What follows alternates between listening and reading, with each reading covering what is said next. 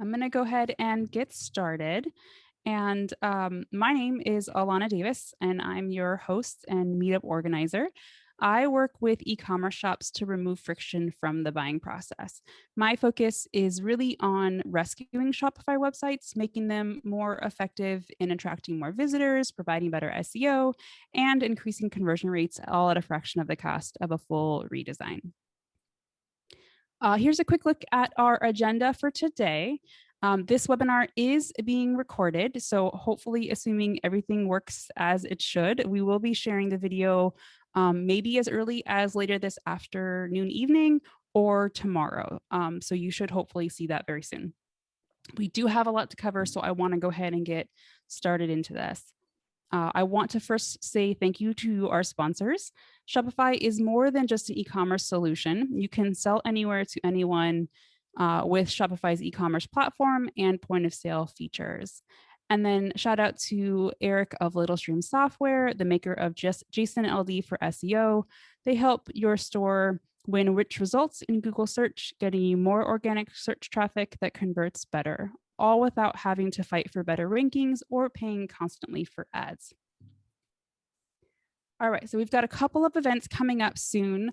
The one that I wanted to share is coming up on May 18th, and we'll be talking about the full circle digital marketing approach to your Shopify store with Jess Grossman from InSocial. I will be looking at taking a little break in the summertime because I'm sure many of us would like to have some sort of a vacation coming up. So we'll be picking this back up again in the fall. But if you do have any topics that you would like to see us talk about or areas that you want us to explore, just let me know in the feedback request that you're going to be receiving with the video so that we can make sure that we're continuing to provide a valuable resource for you. And if you're not already a member of our Facebook group, I do encourage you to join. We just ask that you fill out a couple of questions to make sure that you're not going to be spamming everybody in the group. So without further ado, I would like to go ahead and introduce our speaker for today, Anne Thomas. She is the co-founder of Design Packs, and I'm going to let Anne do a little introduction. So welcome, Anne. Thank you so much. I'm so excited to be here. So I'll do sort of a little more full introduction when I share my slides. I'm excited to talk about the risks and rewards of custom development. So should I take it away and throw my slides up on the screen? Yeah, go for it. All right, wonderful. So let me share screen. There we go. Okay, everyone can see this? Yes, classic. Is it really a Zoom call if someone doesn't say, can everyone see what's on the screen? I feel like it's a requirement. It is a requirement, it is a requirement. Okay, so who am I? I'm Anne Thomas. So you can follow me on Twitter at AlfalfaAnn. Apologies about the double A. It's always been like that. It makes it different. Here we go. So about me, first off, it's nice to meet you. I'm coming from Toronto, Canada. So I've got lots of different things on the go at the moment. So I have built a Design Packs app called, I built a Shopify app called Design Packs with my co-founder, and it's at shopdesignpacks.com. And so the reason it's Code Scouts is because that's sort of the umbrella company that we've built it under. And then I also have, when I'm not working on Design Packs, I've also got something called Shop Critique, which is technical audits. So that's looking at your SEO, your marketing, and what I focus on specifically for the technical audits is your theme and what's the performance like? How are the apps integrating into your store? Can you improve your UX at all? Are there ways that you can improve with the same theme, moving to a different theme? That's what I do over at shopcritique.com. I've been a web developer for 13 long years. I actually did my undergrad in art history and then changed directions and got into web development, and I've been doing that ever since. I was formerly the tech director at Out of the Sandbox. So if you've used Turbo or Flex, you have used some of the code that I put there out into the world. So that's me. All right. So what I'm going to be talking about today is essentially there's lots of different things where you can use either custom code or the code that already comes out either from a Shopify app or a Shopify theme. So first, I'm going to talk about Shopify apps. Then I'm going to get into themes. So we're going to cover both things.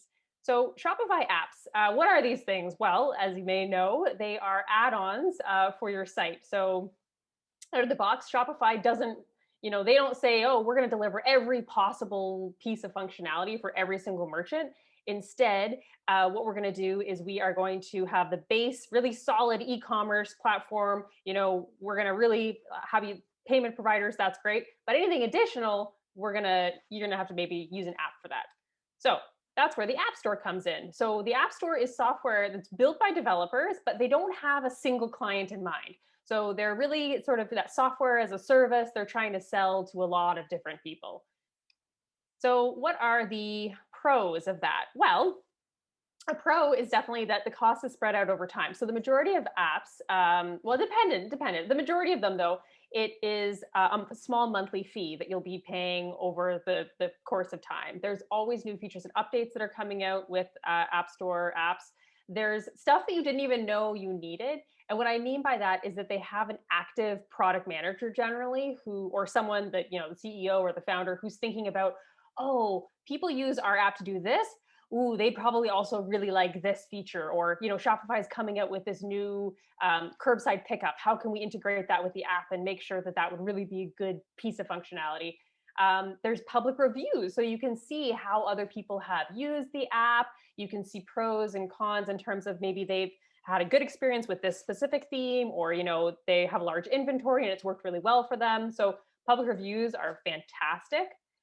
Trial periods, this is cool. A lot of the apps actually have the ability to install for just like 30 days or 15 days. So it's nice because you can actually see whether it is working in your store. Something that I would like to point out for that, though, is the trial period. Keep in mind that when you install an app, when you uninstall it, it doesn't always take the code with it, even if it's a trial period. So just make sure that you sort of don't go trying out all different apps and that kind of thing if they're going to be, if they might be injecting some code in. So really read those reviews first, read their documentation, that kind of thing, before just willy-nilly installing a bunch of different apps. Another thing that's really great, sort of segueing from that, well, if there is code left over, what do you do about it?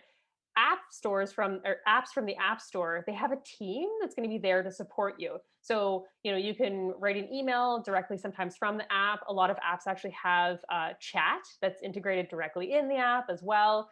So if there are issues that come up with code being left over or something like that, generally it may take a couple of days depending on how busy people are and that kind of thing. But usually they'll be able to come in, clean up the app code that's been left behind, and really help with any questions that you might have. Sometimes they'll actually go in and install the app for you, depending on your theme. So having that support team, yes, it's not dedicated directly to you, but it's definitely a pro to have. There's also integration with other apps. So you may notice that some Shopify apps actually work well and have partnerships with other apps. These ones I always look out for because that if they're a big enough quote unquote player in the App Store, that they will work well together and there won't be any conflicts, which is nice. There's also over 2,400 apps, and there's new ones honestly being added to the App Store every week. So if you don't have the specific functionality that you're looking for right now in your store, you have a specific need or what have you, there's lots of competition, which helps because app developers are like, okay, well, what are people looking for? What can we build for merchants? They have their mindset that way. So the cons, the cons would be that there are potentially long waits for support. So this is something that does crop up. So when you're going to go with a app from the App Store, just keep in mind that, you don't have an on-call development team that is going to get back to you in, half an hour or something like that. You do have to be a little bit aware of the time it may take to get back to you. Again, the solutions that you're going to get, they aren't custom to you and your store. They are generic. So there may be a feature that you really, really, really want in this specific app, and you can write in and you can add a feature request. But if only 3 people are asking for it, they're not necessarily going to try to build that in. It's not going to become a priority for them. So in that way, it's not custom for you. There's also that ongoing cost. So on the one hand, it's great because, oh, I only have to pay, $5.99 for this app per month. However, if you think about, if you're running your store for however, I can't do that math that quickly, but if you're running your store for, let's say, 3 years or something, and it's $5.99 for 3 years per month, that's a cost that adds up over time, especially if it's for, functionality that may not make or break all of your conversions. Maybe it's something very small. So that's something to keep in mind. I always recommend, and what we do at Shop Critique is actually, or if you want to do your own app audit, create a spreadsheet and put all of your apps into the spreadsheet, and then look at the monthly costs in terms of how much they're costing and also the benefit to you. Because that's another thing that tends to happen with Shopify apps, is that you install them and then you kind of forget about them. And then you realize that maybe you're paying that $2.99 or $5.99 months later, and you're not getting any benefit from it. So something to keep in mind. There's also this is slightly controversial, but there's sometimes shady review practices. So a lot of times people will say, oh, always go with the best reviewed app. The one that has the most reviews is the best. It's not always necessarily the case in the Shopify App Store. So that's why I always recommend, reach out to support, contact support, even do pre-sales before you install the app. See how quickly they get back to you, see how their customer support is. It's a good thing to do. There's also app incompatibility. So on the pros list, I mentioned that, okay, it's great because there's lots of apps that will work together. But on the con list is there's sometimes app incompatibility. So let's say you install maybe a Swatch app and it's not working that great for you. So you uninstall it, but it leaves some code behind. Then you install another Swatch app, and then that's going to potentially interfere with that previous Swatch app that you had. So using those various types of apps and sort of putting them together and expecting them to magically all work together when there's different development teams that are working on them is not realistic. So generally just be aware that the more apps you have installed on your store, the more that it can really put into conflict the way that they'll work together. And then we have impact on accessibility, which Ilana, I know you wanted to kind of jump in and mention a little bit. Oh, actually, I was going to ask you a question about Oh, sure. because I think it's really great to have this conversation in the moment. So if you do have Yeah. questions, please do ask them, and we will absolutely interrupt Anne to ask Yes. those questions live. But you had just talked a little bit about when you add apps, there might be some incompatibility, especially if you add and delete them and you have leftover code.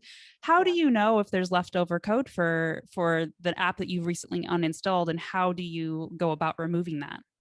Okay, so the easiest way to tell, it's kind of, I'll draw you a little bit of a diagram on where to find it. But when you go into the app section in your store, you'll see a listing of all the apps. Generally, when you click on the app name, that'll go into the admin of the app. However, you'll see a little section that says About. So there's another, if you go to the end, it says About.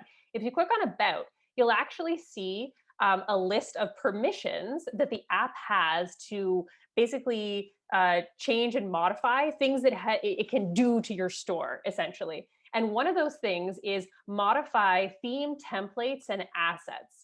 And if you see that line there of modify theme templates and assets, that means that the app may be leaving some things behind. So that's what you look out for. So if it doesn't say that, it could even say, modifies the scripts. That one's okay because that one can impact your speed, but that one's okay because what that means is it'll clean up itself after you uninstall. However, the modify theme templates and assets, if you see that line, that's generally the app that's going to leave something behind.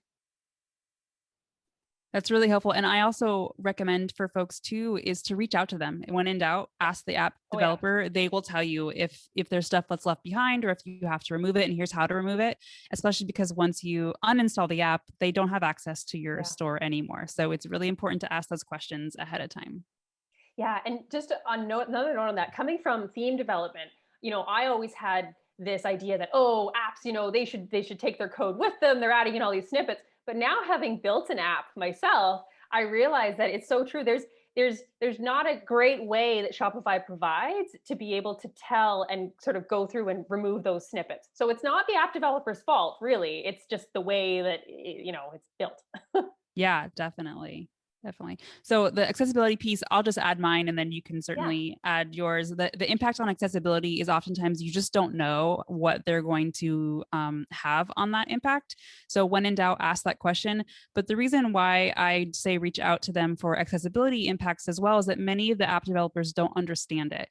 And what happens is that if they do something that changes what goes on the front side of your site, so what happens with the user's experience, that could very well change whether or not your site is accessible. And you are held liable for that. So even though you have an app that you would think that they're liable, it's not. You've made that choice. You added the app. You are liable if there is any accessibility issues. And so if you were to have someone reach out to you about the lack of accessibility, it falls on you. So I do recommend that you ask them if there is any impact for web accessibility first and foremost. And if there is, understand what those risks are so that you can then make an educated decision if you want to keep using that app or not. Yeah. The other one I would say, that most common thing that I tend to find, if it's an app that affects the storefront, because again, that's a big thing, is that not all apps affect the storefront. Some of them are meant just for the admin, and that's great. But oftentimes what will happen is with accessibility, you want people to be able to tab through your site so they don't have to use their mouse or anything like that, tab through the entire thing. Oftentimes if it's added by a third-party app, what you'll find is that the tabbing gets a little bit broken. So things are a bit out of order. So yeah. All right. So those are apps coming from the App Store. And honestly, again, there are so many incredible apps out there. And the functionality that you get for the price is really, really incredible. So I definitely like, public apps are fantastic. So then we have custom apps. And custom apps are software that's been built based on a specific use case and client. So these.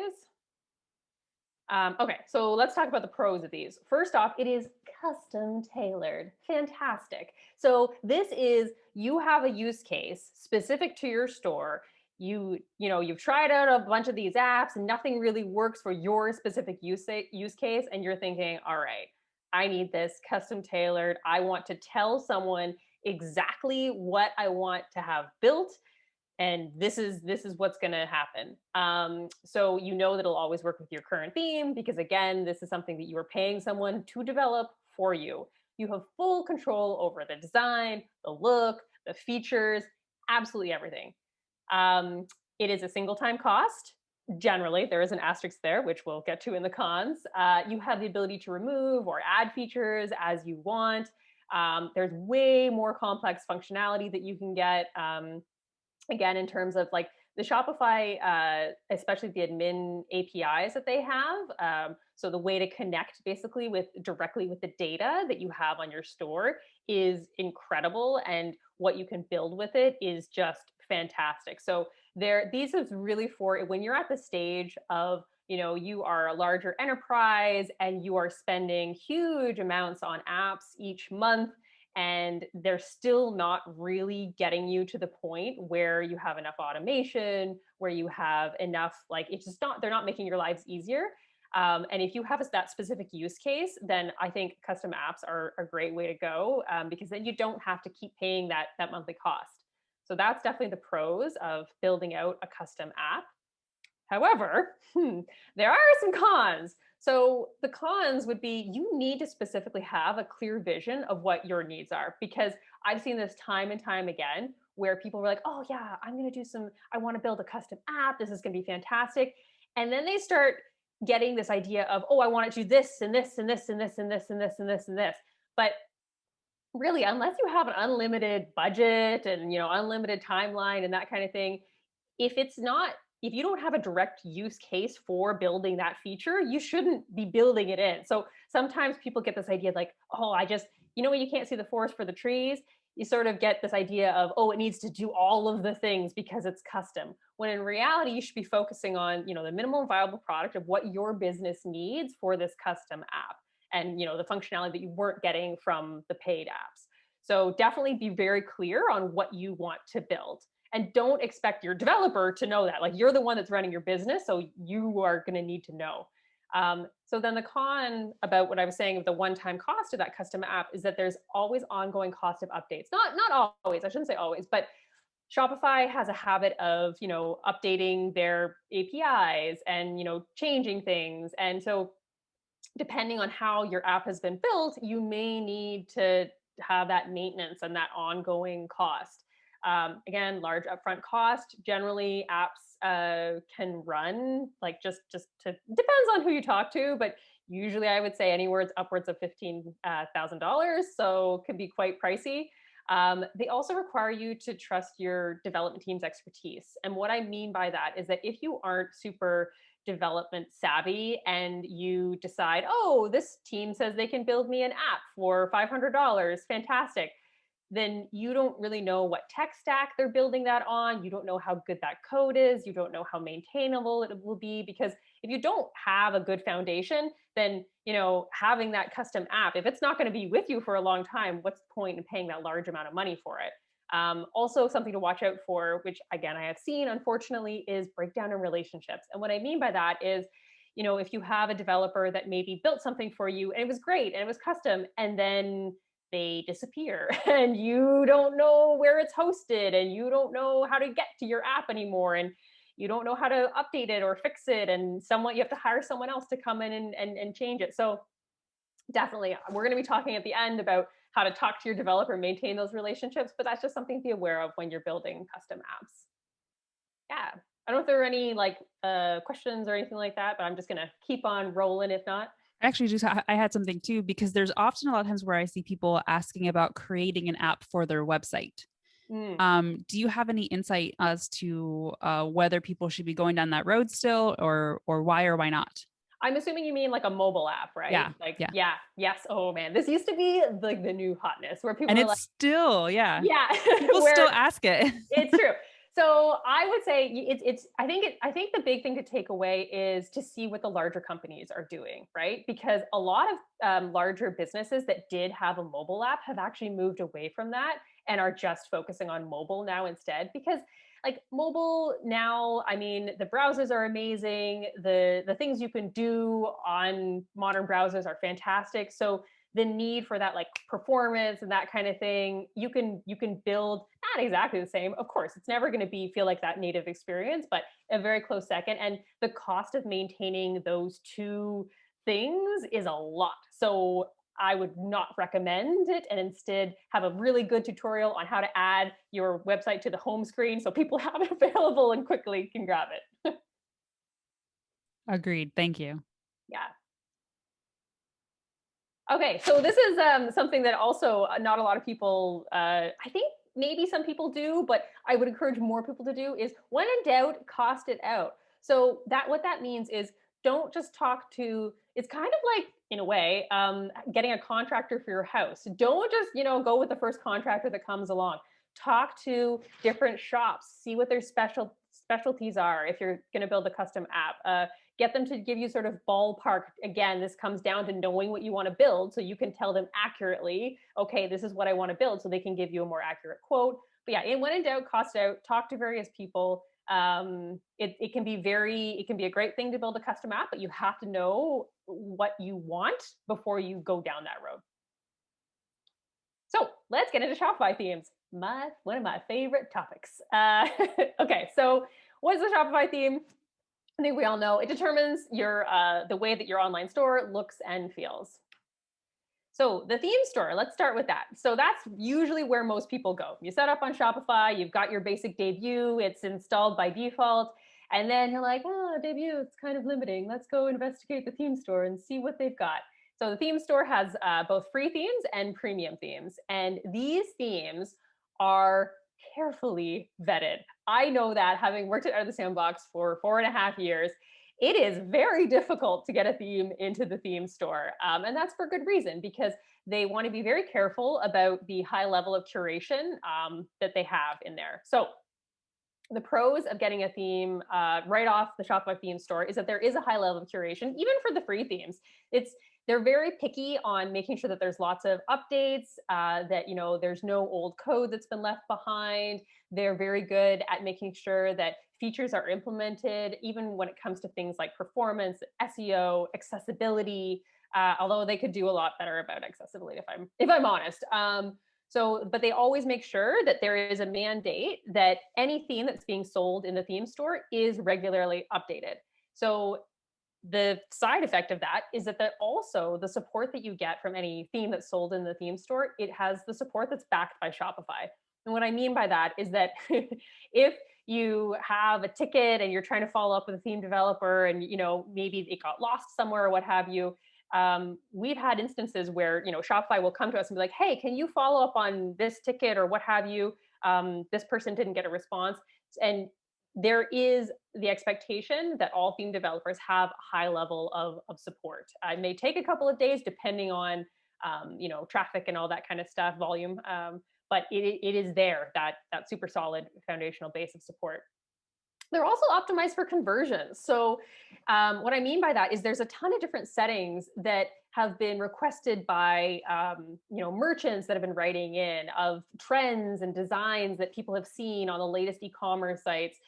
They're really looking out for what is going to be the best setup for a merchant. There's page templates for premium themes, which is really awesome. So like an FAQ template, there's all sorts of like different templates that you can apply directly to pages. Shout out to my app Design Packs, because that's what we're trying to do. Not necessarily they will work on premium themes, but for free themes, for any theme to kind of add on to your existing theme. And it's a really excellent value for price. Honestly, we working at Sandbox, we have people that may have paid $160 for a theme in 2012, and it's now 2021, and they've been able to get the most updated, most recent version of that theme for free, for that one-time cost over that entire period. So I don't know where else you can get a deal with that. And same thing with the support, ongoing support and everything. You also, a really cool thing too with the premium themes and free themes, of course, is that there's an unlimited free trial, meaning that you can install a premium theme in your existing shop as an unpublished store, play around with it, change things around, see what it looks like. You won't be able to edit the code, but you can at least see what your products look like and see the different templates and that kind of thing. So it's great. So let's talk about the cons. There we go. Okay, so it is definitely a fact that if you're getting a theme from the theme store, while there are certain settings that you can change where it's the fonts and the colors and the layout and that kind of thing, at the end of the day, it's not custom. It's not. You are going to be able to see other themes that may look like your store. You may start to recognize certain headers and footers where I'm like, I know exactly, that's a turbo, or this is, that's prestige or what have you. So they definitely don't have that custom feel, but there's a lot you can do with fonts and colors and layout.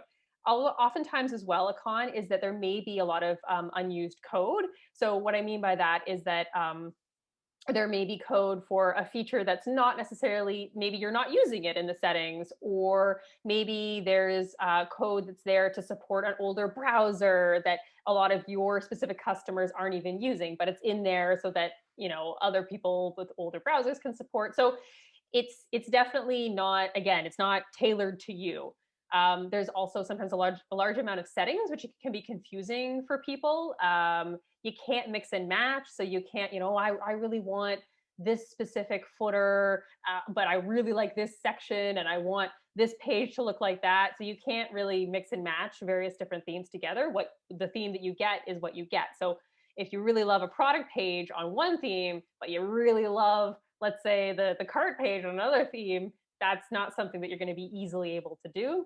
Updates, sometimes can be buggy with apps. So, updating is always this like, it's a scary thing with themes. And the same thing with apps where for example, I can give you an example. All the themes had to be updated to use render tags instead of include, which means that some apps hadn't updated things. So there were some conflicts there. So you never know what you're going to get when you have those updates.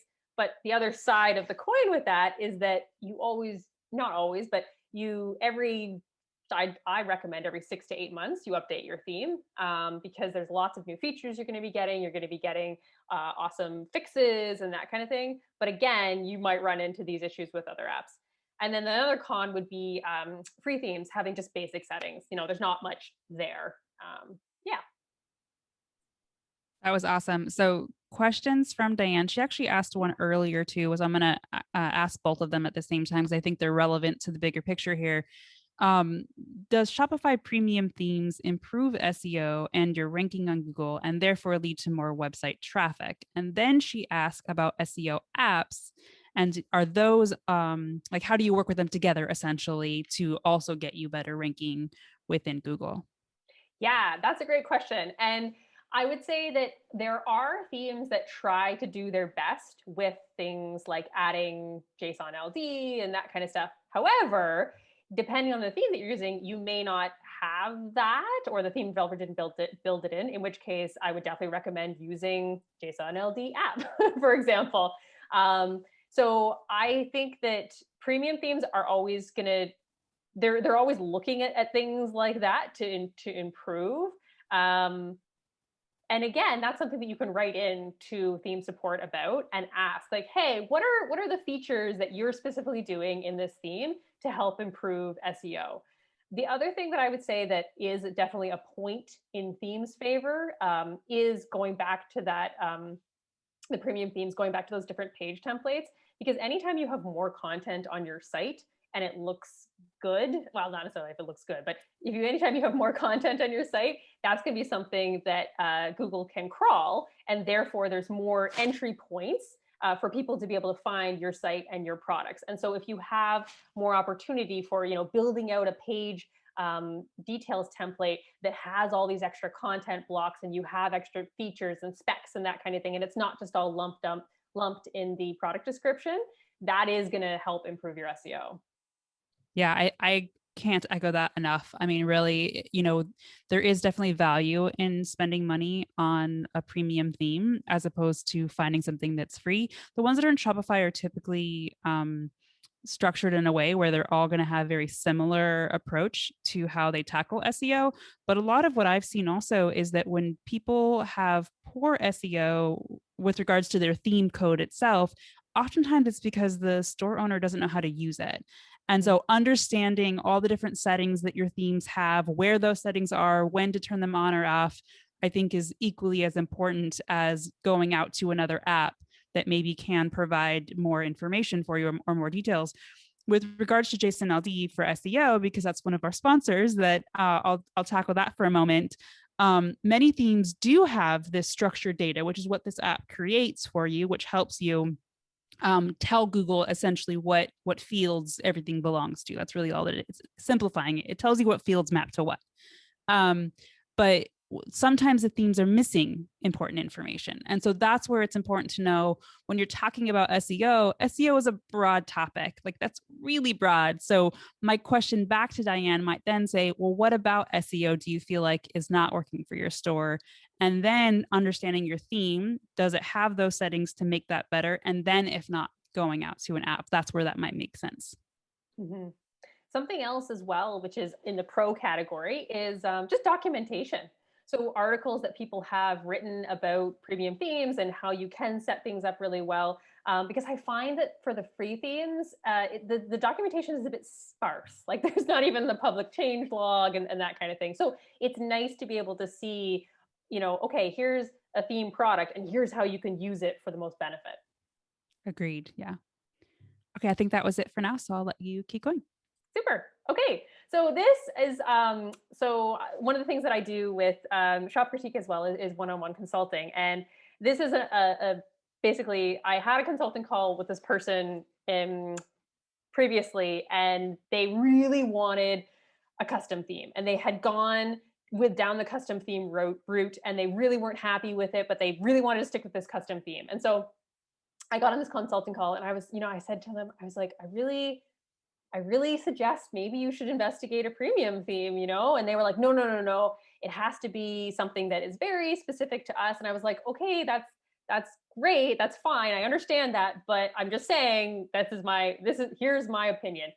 Anyway, I got this email from them recently, and this is what the end result was, is that they had spent all this money on a custom theme, And it turns out that it really wasn't the right fit for them. And I'm not saying custom themes are bad. I love custom themes, but I just think that a lot of people think that a custom theme is sort of the be all and end all, and that's how you know you've made it in the world. But it's really important to know where you're at with your company and your profits and how much you can spend, and be realistic in terms of what is a good use of your money, custom versus premium. So that's that.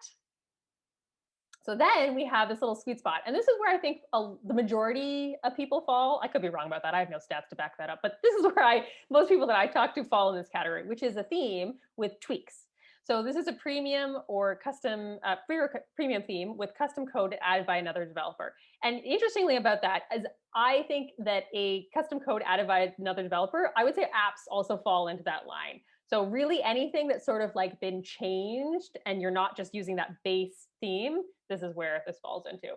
So the pros, all the previous benefits of being on the theme store, it does allow for some custom design. And what I mean by that is you can change, more of the colors. You can move things around a little bit more. You can space things a bit differently, even with just basic styling. So CSS is the styling that you can use and just change things slightly. But when you have the ability to tweak where you're not just using the theme settings and you're working with a developer and they can go in and actually add some custom code, it does allow you a lot more freedom than you normally would have. You can also have custom code, so you can add in little bits of JavaScript to try different things out to improve conversions, but still have it be updatable. There is an asterisk beside that, you will see. But it is great because you can have that base support from a premium theme, but kind of like add on to it, take it to the next level. The code can be made more performant. What I mean by that is, you can get a developer to go in and take that base theme that may not be as, race car ready as a developer that's going to tweak it can make it.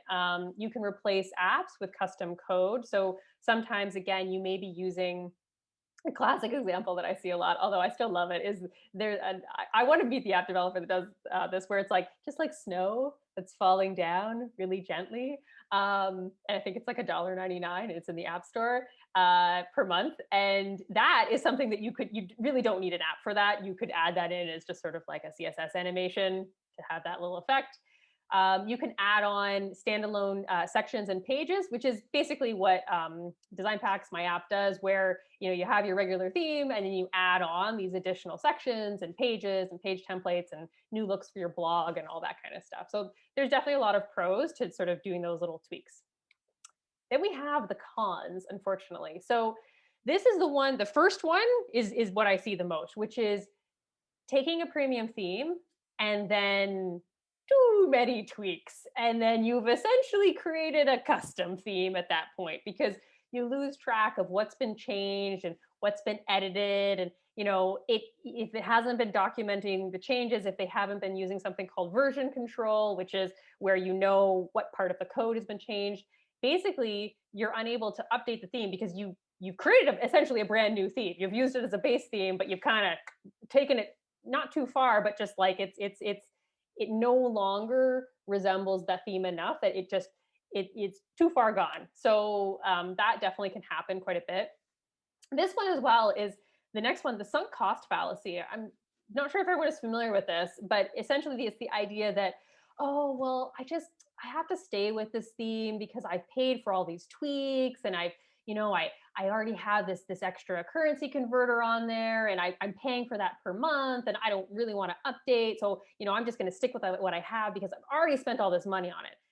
That is the sunk cost fallacy, because the reality is that if you took the time to update to the latest version of the theme, you'd actually find that, there's a currency converter that was rolled out as a Shopify feature that you no longer have to pay for monthly. So if you're just sort of sticking with it because you're like, well, I've spent all this time, I just might as well, I would not recommend that. And instead think about, okay, that's past, that's already happened.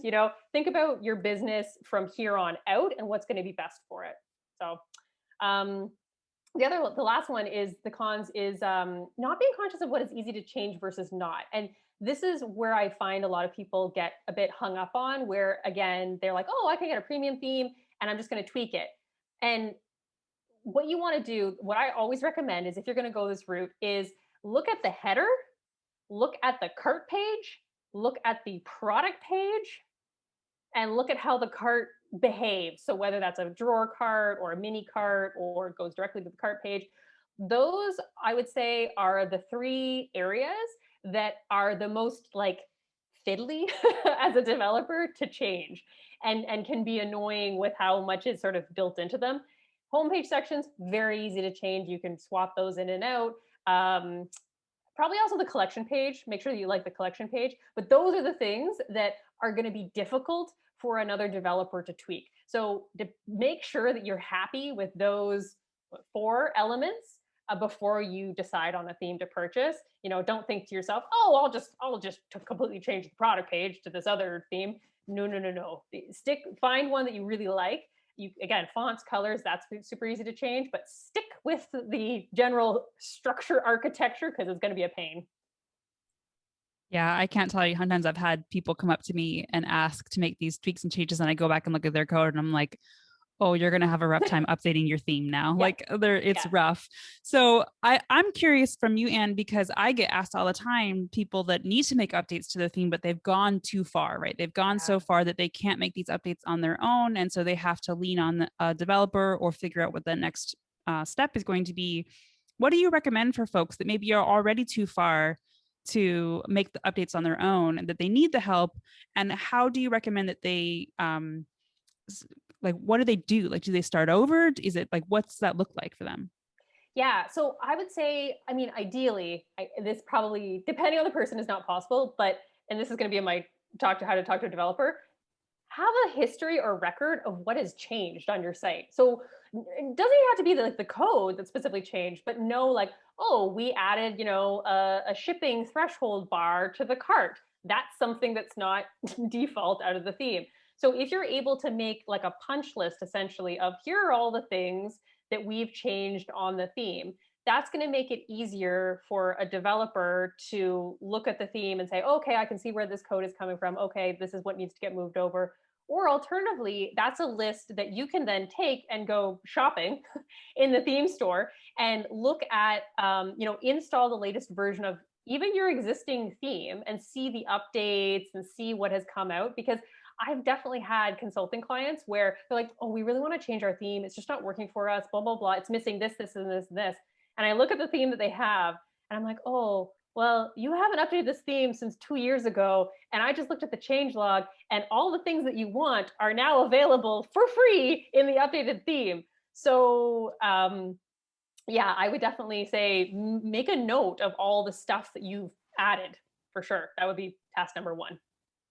Yeah. And then what happens if they've already made a whole bunch of changes that if they were to update the theme that it could, I mean, it could break, really? Yes. So it depends again on how the changes have been made. Usually if it's something that's directly in like a liquid file, so something where it's changing the full layout, that is going to be much, much, much harder to transition over to the updated theme. If it's something like CSS, usually that's not so bad because maybe a class name here or there has changed. That's okay. But if it's something that is, totally been changed and that kind of thing, then yeah, it's not a good place to be in. And and again, that's the sunk cost fallacy though, right? Where people find themselves with a theme that has just been tweaked and they're like, well, it's good enough, it's fine. So, and at that point though, I would really start having the mentality that you do have a custom theme then at that point, and forget about any of that free support that you may get from the theme developer. Yeah. And I've had clients too where they have specifically asked me when I edit their code to put a comment in there. So if you're not telling your developers to put comments when they make changes, those are the words you want to use. Ask them to make a comment. But they'll ask you to make a comment on there with a specific term so that when they go search in the files of the code, they can easily find what's been added.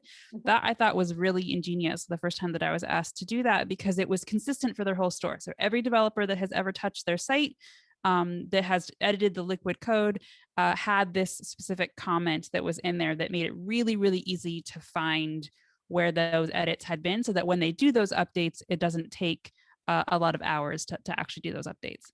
Yeah, that makes such a difference. I do the exact same thing. I have an opening comment and a closing comment that is custom code exclamation point and custom code and custom code exclamation point. I would be remiss not to also mention that so out of the Sandbox and Pixel Union do have a theme updater app. So they're the only theme developers that do actually have that. And it's hit or miss. If you go to the theme store, it doesn't have, or app store, it doesn't have great reviews, but that's because I think sometimes people expect too much of it.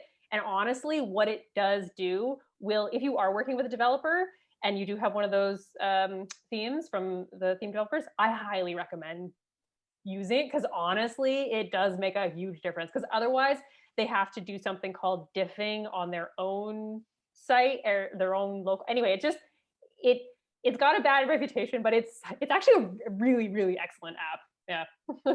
Yeah, I think it's rough for store owners to use who aren't technical. Yes. But yes. when you are a technical person, it's a lot easier to understand what's actually happening in there. So I agree. I'm also a fan, even though it like breaks my heart when I have to use it, because I wish it was easier. I know. But I agree with you though. It does make it easier for sure.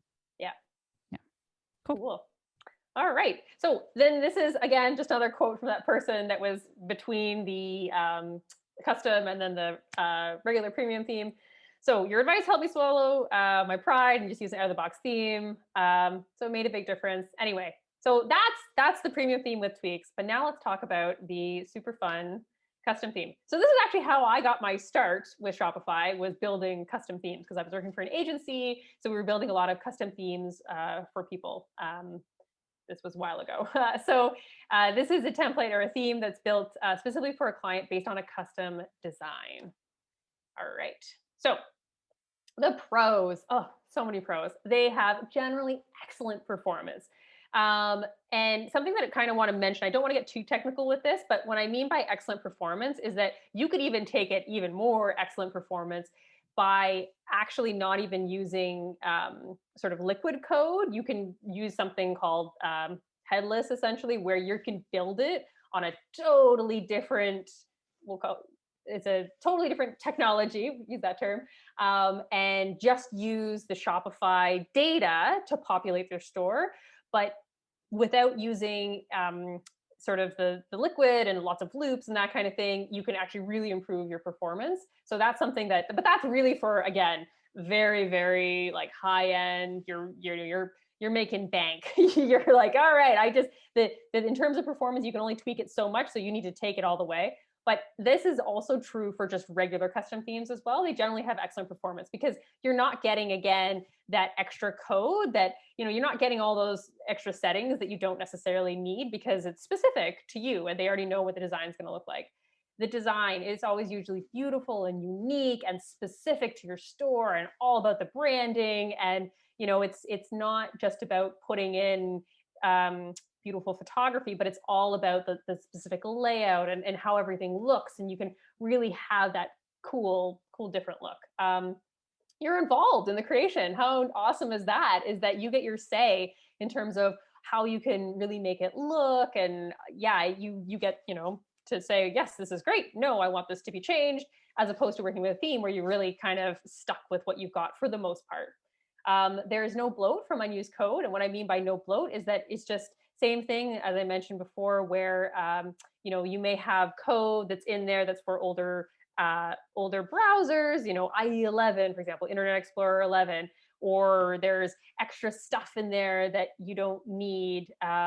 So you don't have any of that. Very lean. There's no previous edits or tweaks. So this is obviously when you're starting off with your new custom theme. So it is built for performance. It's built specifically for your requirements. And the only limitations are really time and money.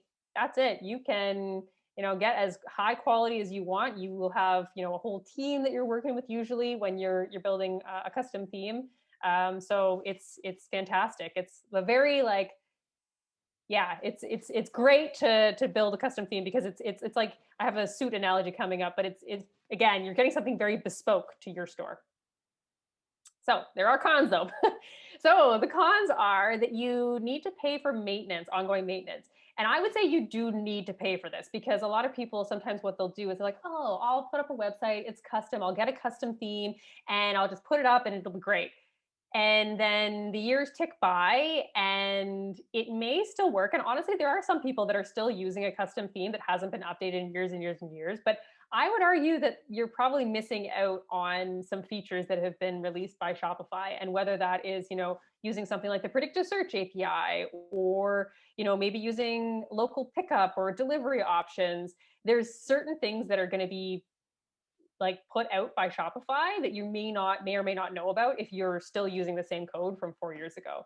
There's also the danger of escalating costs. This one is similar to building a custom app, is that if you're not specific in terms of what you want, if you have a bunch of different revisions going back and forth and this kind of thing, is that you, again, there's sometimes that breakdown in trust with the team that you're working on. There's no hurt feelings with a premium theme because they're not building it for you. So whereas there's sort of more of a, I think, emotional component when you're building that custom theme because it's yours and you're paying for it and you're paying a lot more for it. So again, you also need to trust your entire team that you're working with. So making sure that you have good designers and they're really going to test things across all different screen sizes, make sure that they're providing everything. Because with a custom design, you have to think about every single aspect of that shop. So a lot of people don't even think about like, oh, what are the account settings going to look like? What is that 404 page going to look like? It's all those extra pages that you have to make sure are accounted for with a custom design. There is a higher cost as well. Obviously, the difference between the range for a premium theme is usually $100 to like $450, and that's kind of where it maxes out. Whereas the initial builds, it's a lot higher than that. I would say that you're going to be hard pressed to find anything less than, I mean, 1,500 is also quite low. Like there's some people that won't even look at doing a custom e-commerce build for less than 15K or anything like that. So something to keep in mind.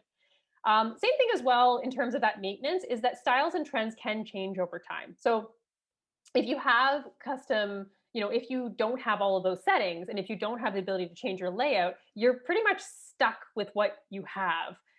Because if they haven't built your theme in a way that makes it, kind of easy to change, like a premium theme is, this is what it's going to look like. And again, that's how it's so performant, but that is, what it's going to look like. So which again, the lack of settings. Yeah. So that is the overview of custom. I'm not reading the questions or anything. I don't know if there was anything in there. There wasn't any questions. I was actually just going to add, because as you were talking about it, I realized that I had thought about this earlier, is that the benefit of using a theme that's in the Shopify store or even out of the Sandbox or whatever, they have documentation. So you have people that there's also people that have used the themes. And so you have peers that you can lean on. There's documentation that you can lean on. You can ask those questions. When you get a custom site built, you really have to go back to your developer to ask them for help or ask them to clarify something. And oftentimes they're not going to have a documentation that says, here's how you make all these updates, or here's how you go and change your image for later on. And like the settings, right? You don't have the ability to do that. Sometimes they create a custom theme that is poorly done from a user perspective, meaning you are the user as a store owner, and they don't allow you to make these changes very easily. So I think that's where this is a huge con of using a custom developed theme, is that you just don't have the community that you might have when you modify a premium theme or even a free theme that you would otherwise. So I 100% agree. And building on that is also the community of apps. So there are a lot of apps out there that will have, oh, here's a list of all the most popular themes and here's how our app integrates with them and we can do it automatically. Whereas they won't do that for a custom because obviously it's custom. Yeah. And I can't tell you how many times I've talked with potential clients to say they threw down, 15, 20, 30, $50,000 on a custom theme that they can't maintain themselves. And I just don't believe that that's how you should be running your store. Like, honestly, whenever I work with somebody, I make it a point to say, like, you're going to create these customizations that you have to be able to edit, because I don't want to hold you hostage. I don't want you to come back to me later on and say, I can't make these edits. And you need to be your own advocate as well. So I'm not saying custom themes are bad. I do think that there is a time and a place, but for the majority of people, it's almost overkill. I think that for the majority of Shopify store owners, you can get away with either using a theme out of the box or making tweaks to a premium theme. Yeah, and I think to your point as well, the majority for sure, and it's those select few businesses that have maybe an in-house development team, right? Or Yeah. have a developer on staff that is going to know the ins and outs, and if you do have that, then Yahtzee, great. Yeah. And like you said, you need to be able to pay for maintenance. So it's not just the initial cost of setting up your theme and getting it going and building it out. It's you have to plan on spending another $20,000 over the next 5 to 10 years. Like, plan that out and be prepared to pay for those costs. And if you can't write that off or like think about it and plan that far in advance, then maybe you're not at the right stage to have a custom theme. Yep, agreed. Fabulous. Okay, fabulous. That's not a word. I was combining theme forest and fabulous. So then we have the elephant in the room, which is the theme forest et al. So theme forest, creative market. As you probably have seen, there are themes that are available off the official theme store. So I have a little paragraph here. You don't have to read it all. I'll give you the too long didn't read, but my opinion on this is that having worked as a theme developer and having worked, directly with theme partners, I know the level of knowledge and the level of information that gets shared directly with theme developers who have themes in the theme store. And it is very high in terms of there's NDAs and all this kind of stuff. So, that the information that they have is going to help you as a merchant in terms of making sure that there's the most recent updates, making sure everything is working in a way that Shopify wants it to work. So if you're buying a theme and it's not supported by a developer who doesn't have a theme on the official theme store, so obviously Flex and Turbo Superstore are a little bit different because they're supported by theme developers who do have themes on the theme store. So they're still privy to those conversations and all that kind of stuff. The unfortunate thing is no matter how great a developer you are, if you don't have access to that information, it's just you're not going to have your code up to the same level as everyone else just because you simply can't. You just don't have that info. So my opinion, my recommendation would be to not go with a theme that comes from Theme Forest, Creative Market, etc., just because they're going to be building things in a slightly different way. That's probably not going to be the best as things go forward. So that's that. So then we have my suit analogy. This could be any type of suit, pantsuit, whatever type of suit you want. But I'm trying to think of a good way to kind of break it down. So to me, the free theme is the off the rack, it's great, it's basic, but it fits, which is great. It's like you're just starting off, you just need a basic suit. You don't need any bells and whistles. That's it. Then we have the premium theme. So it is pricier and you're going to have an actual cost associated with it. But let's say it has some hemming, right? So there's extra settings that you can make it look a little bit more custom tailored to you, but not quite. Like there's minimal things. Like you're not changing the actual fit of things. You're just like tweaking it a little, or you're hemming it, not tweaking. You're hemming it. Then we have the premium theme with tweaks, or this actually could be a free theme with tweaks as well. So this is still off the rack, but it's got the custom tailoring. So this is, making sure that it fits your shoulders and make sure that it fits everywhere. And, they're going to use the chalk. I've never actually had a custom tailored suit. I don't really know what the process is like, but it's going to definitely fit you the way that you want. It's still off the rack. It's still affordable, but it's going to have, and there is that cost, that extra cost of the custom tailoring, but it's going to make it more fit to you. Then we have Theme Forest. So it's still off the rack, but it might fall apart because again, they don't have the same information. And then we have the custom theme, which is that bespoke suit. It is totally tailored, it's totally fit for you. But if you ever want to take it back and get it tailored again, or if it falls apart in the future, you're going to make sure that you need to maintain that relationship with that tailor, and that one specific tailor. So that's something to keep in mind. And all of these can be used with apps as well. So this is, apps are like the accessories essentially. Yeah. So that's my suit analogy. And then we get into the final part of my talk, which is the how to talk to your developer. Okay, so let's chat about this. So talking to developers, I think for me, my analogy would be I'm in the process, so starting, these different businesses and this kind of thing. I'm having, as an entrepreneur, I'm having to learn, and as most people that are on Shopify are entrepreneurs. You're building your own site. I'm having to learn a lot of different things about different stuff that I never really needed to worry about. So marketing and accounting and all this kind of stuff. So what I'm hoping to impart is essentially a little bit of common understanding that we can share when you're talking to a developer, in the same way that I wish I had a better way to talk to marketers or accountants and that kind of thing.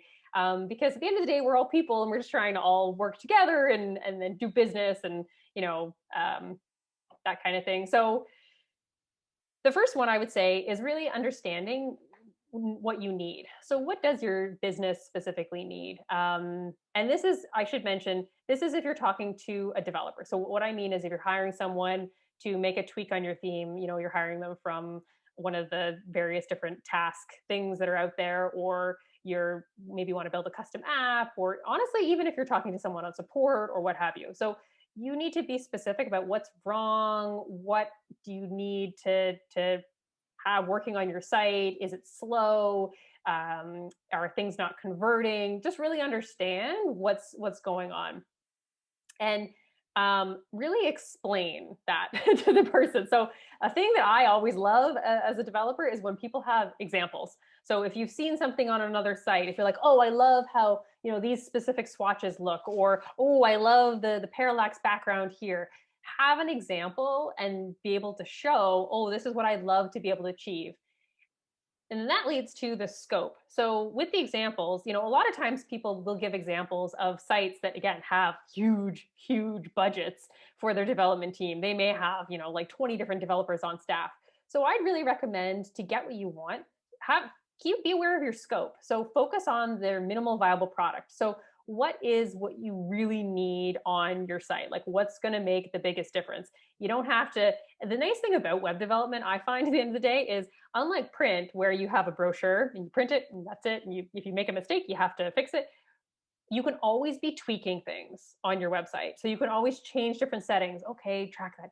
Does that make a difference? So same thing with development, where you really want to focus on that MVP, and you can always add on different features and that kind of thing, but really make sure that you're building the base. And then, so listen to your developer as well. So again, if you have this idea of a specific tweak that you want to make, or all this sort of various things that you want to prioritize, listen to your developer and talk to them, because they may be able to give you an idea of, oh, well, this point that you have here, this would be really easy to do. So let's tackle that one first. Or, oh, this one is going to make the biggest difference, you think, so you're going to prioritize that a little bit more. But really, don't make sure that you don't get so fixated on what you think you need. Listen to the developer as well, because they may be able to help advise on, like, oh, well, this is going to cost a little bit less if we do it this way versus this other way that you were thinking. There we go. So then this is another one, which is the expectations. So be realistic with the skill sets of the person that you're hiring. Don't have the expectation that the developer that you're hiring is going to be a designer, a conversion rate optimization expert, also an expert in SEO.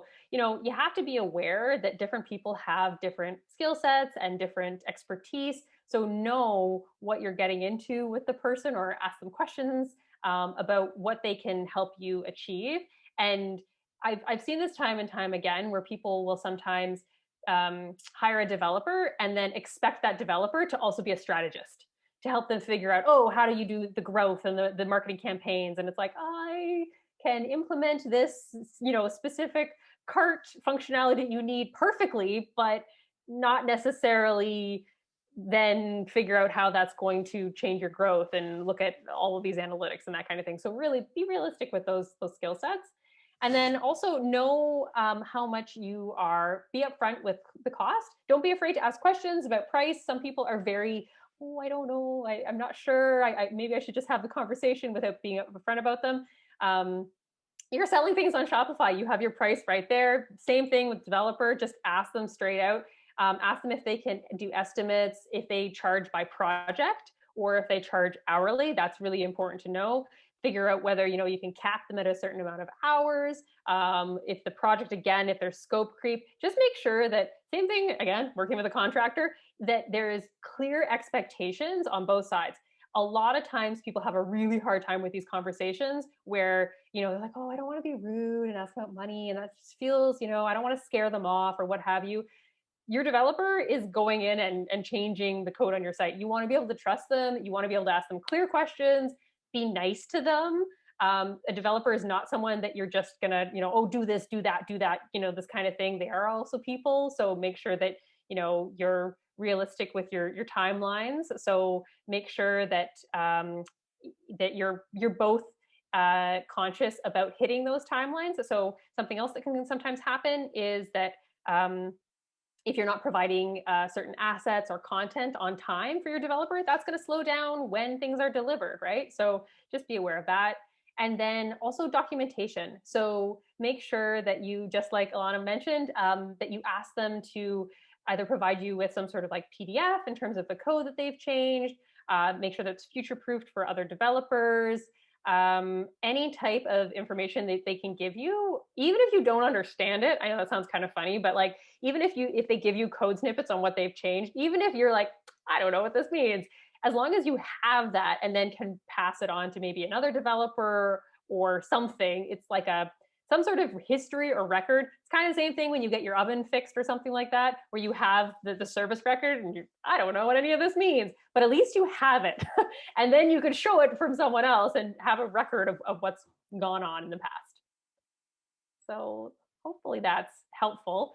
And then last but not least, when in doubt, give me a shout. I love talking to people about development and just sort of anything in general related to Shopify themes and apps and that kind of thing. I'm on Twitter. You can also just send me an email, ann@shopcritique.com. Yeah, that is that for me. There's all my places to find me. I love it. Thank you so much, Anne. That was amazing. I think everyone really loved your suit analogy. I think that is like the best way to describe it too. So that's perfect. I do have just one question from earlier that I'm going to ask Anne, but because we've been asking as we go, but if you do have questions, now's the time to put them either in the chat or feel free to raise your hand. We can also move this to a more of a networking style if folks want to go on video and just have kind of casual conversations. So if you want to do that, go ahead and raise your hand and I'm happy to allow you to join us on video if you want.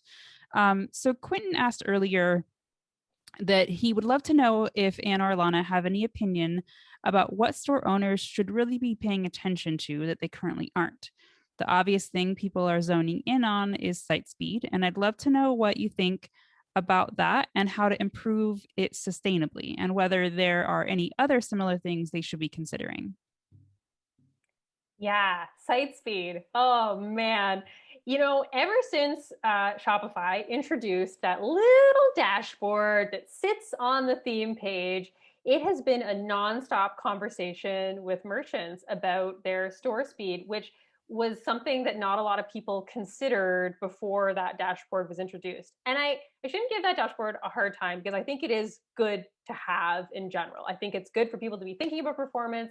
It's good for people to be thinking about how apps can maybe impact things, how, lots of video auto playing, all that kind of jazz that works into having a fast site. Very good to be thinking about.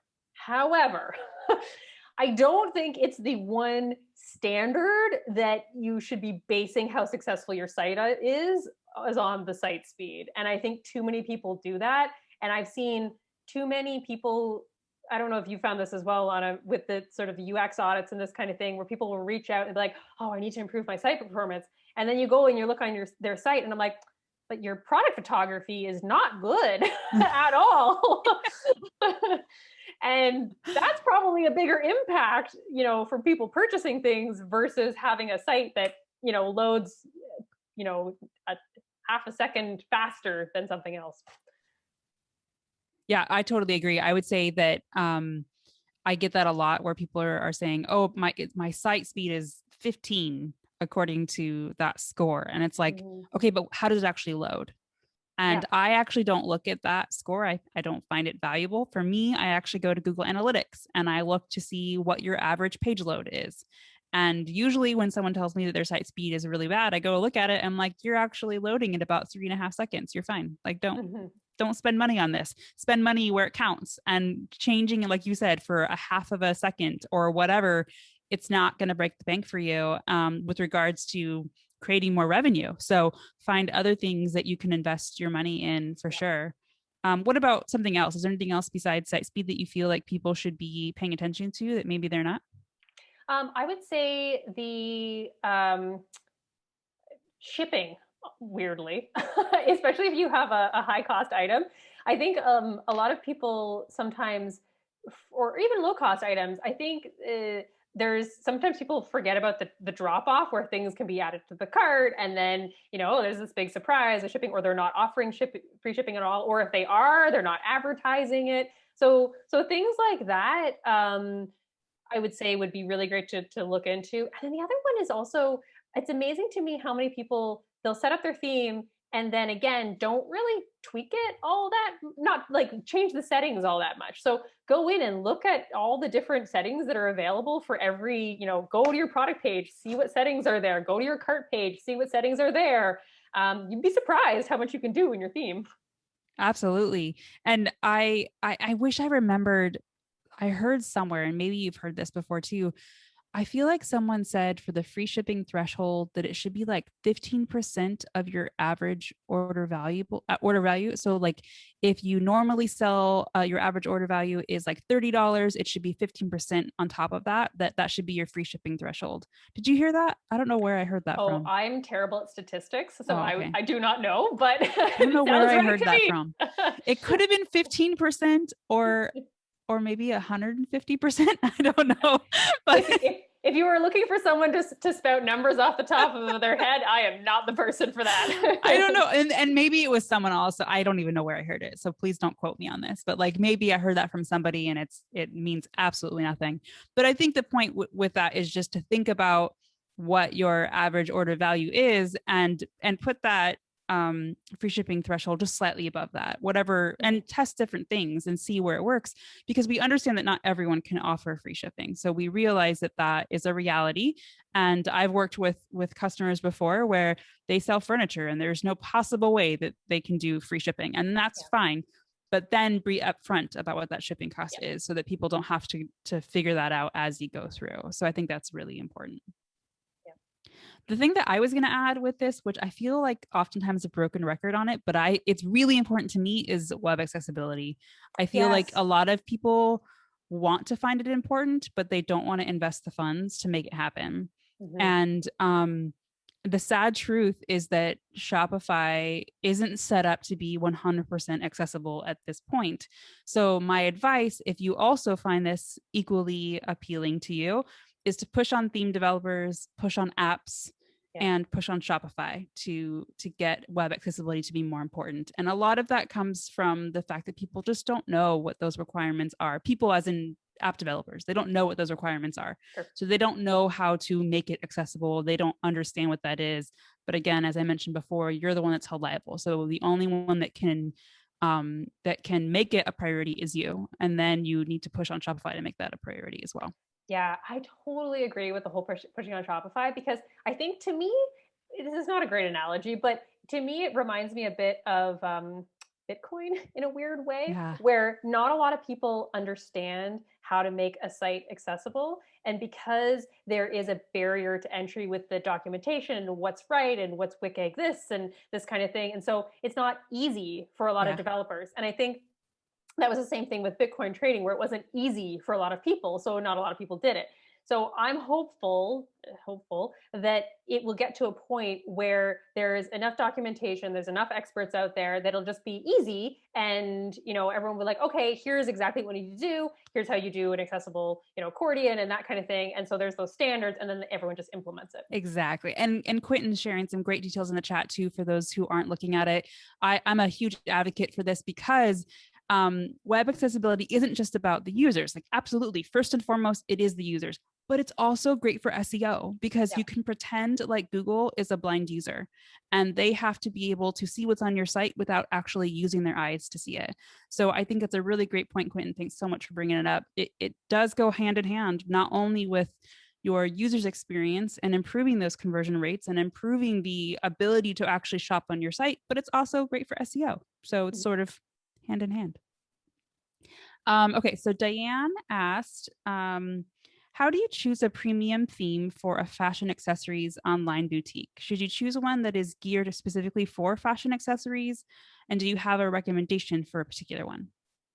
Okay, so I think this is something that actually both Alana and I can recommend on this, not for specific themes, but for things that you're going to want to look for fashion accessories.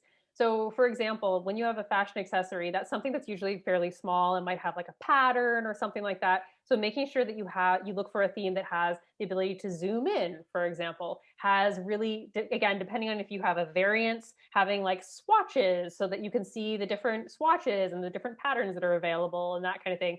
So you don't necessarily have to. I think sometimes people get stuck in this idea that like, oh, I'm looking for, I have this like really niche product. I mean, not that accessories are a super niche product, but like I have a super niche product. I need to find that one theme out there that has a demo shop that it looks exactly how I want it to be set up. So again, make a list of the features that are going to help for conversion rate. And this is where Alana can totally jump in, but also test them out. So test out those trials, put them in your shop, see what they can do. Yeah, I 100% agree. I think I think the question is phrased really well, Diane, because people go and they look at these themes in the theme store and they say, oh, that one's not for me. That's about men's wallets, but this one has as jewelry. So I need to go with this one. You can use any theme for any product. It doesn't matter. I think what you need to be looking at, and I agree with Anne, is looking at what features it has within the theme and do those fit your needs, and not just your needs, but are they going to fit your customers' needs? So if people are going to want to be able to create a wish list or something like that, which I don't think is usually in themes, but I'm going to put it out there anyways because it's really common, is like, if you want to create a wish list because you are focusing on weddings, right? You want to pick a theme that is going to work with an app for a wish list, and you want to make sure that you have a theme that allows for a lot of different categories, because you're going to have a wedding list that might have I'm going to have pots and pans, or I'm going to have household items over here, or laundry items over here. So you have to think about what your users are going to be doing on your site, and first and foremost, and then looking at the features and the themes that allow that. And then also look at the apps that you want to install to create the functionality that you want, and make sure they're all kind of working well together, for sure. Okay, so Ahmed says, what is your process when you optimize the conversion rate for a Shopify store? That's a bigger question. Oh, yeah, that's where do we start? I mean, I'll just say to tell you, Ahmed, I have 150 things I look at. I have a checklist of 150 things that I look at for when I optimize for conversion rate alone. So that's a really broad question. I don't know that I could answer that, to be honest, but I think a lot of what I said just a moment ago about looking at your users and understanding what issues they're running into or where they're having questions, how many customer service calls you have regarding a specific issue, those are all different ways that you can optimize your site that are usually creating friction to get all the way through checkout, right? That's usually what you can find. I don't know if you had anything else to add to that.